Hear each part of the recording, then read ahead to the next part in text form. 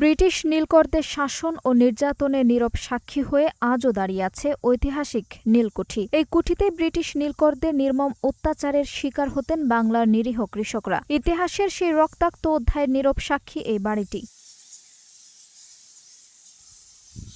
স্থানীয় প্রবীণদের মুখে মুখে এখনো ফিরে আসে পূর্বপুরুষদের কাছ থেকে শোনা সেই বিভীষিকাময় স্মৃতি। ব্রিটিশ শাসকদের নির্যাতন আর কৃষকদের বেদনার ইতিহাস বহন করা এই স্থাপনাটি আজ অবহেলা আর অযত্নে ধ্বংসের মুখে দাঁড়িয়ে আছে।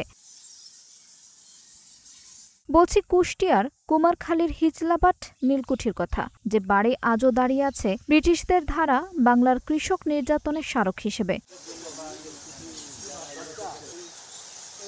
স্থানীয়দের মতে নীলকুঠির ১৫২ বিঘা জমি ছিল। ভগ্নাদশায় থাকা কুঠি বাড়িটি ছাড়া সব জমি বেদখল হয়ে গেছে।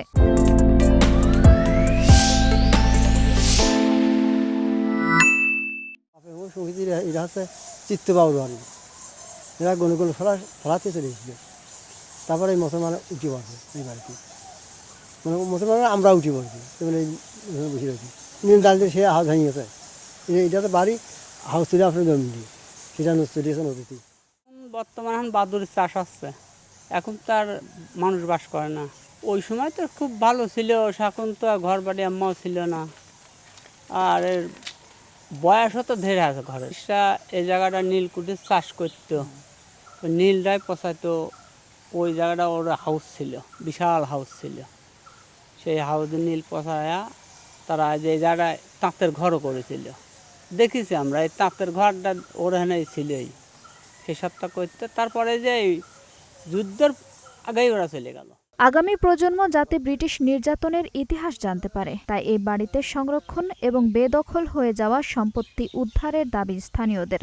তো এখানে নীল চাষ হতো, তো এখন তো পরিত্যক্ত অবস্থায় আছে। আমরা বসবাস করতাম, পরবর্তীতে যখন এটা আর বসবাসের যোগ্য নাই, তখন তো এখানে এখন ঢোকাও যায় না। সেই ক্ষেত্রে আমাদের দাবি সংস্কার বলতে, এটা যদি সংস্কার করতেন তাহলে এই আমাদের যে ডিস্টার্ব হচ্ছে এই বাদুড়, এইটা সরাইতে হবে। আর ওই সাইডে ছিল আপনার নদীতে ছিল হাউস, মানে নীল পশানি হইতো, নীল জাগ।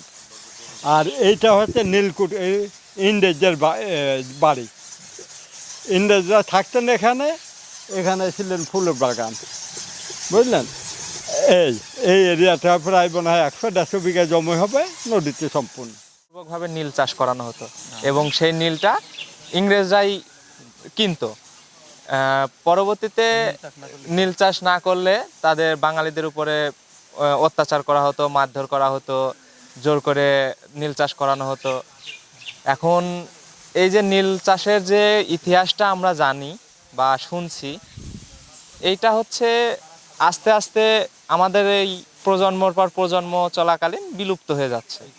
বাড়িটাও ভাঙতে ভাঙতে প্রায় নির্বিশেষে একটা স্থাপনা বর্তমানে দাঁড়িয়ে আছে। গবেষকদের মতে ১৮১৫ সালের দিকে কুষ্টিয়া ও তৎসংলগ্ন এলাকায় ব্রিটিশ নীলকররা নীল চাষের বিস্তার ঘটায়। তারা কৃষকদের দাদন দিয়ে কম মূল্যের এই নীল চাষে বাধ্য করতেন। অবাধ্য কৃষকদের উপর শারীরিক নির্যাতন, অপহরণ ও খুনের মতো বর্বরতা চালানো হতো। পৃথিবীতে কোনো কিছুই একেবারে শেষ হয়ে যায় না, পরিত্যক্ত হয়। যেমন এই কুষ্টিয়া অঞ্চলের কুঠিগুলো এখনো চোখে পড়ে। ১৭৭৪ সালে লুই বার্নন নামক এক ফরাসি যুবক বাংলাদেশে প্রথম নীল চাষ আরম্ভ করে। নীল চাষ অত্যন্ত লাভজনক হয়। ১৮১৫ সালে কুষ্টিয়া সহ নদিয়া, যশোর, খুলনা, রাজশাহী, পাবনা, ফরিদপুর, বরিশাল প্রভৃতি অঞ্চলে নীলকুঠি স্থাপিত হয়।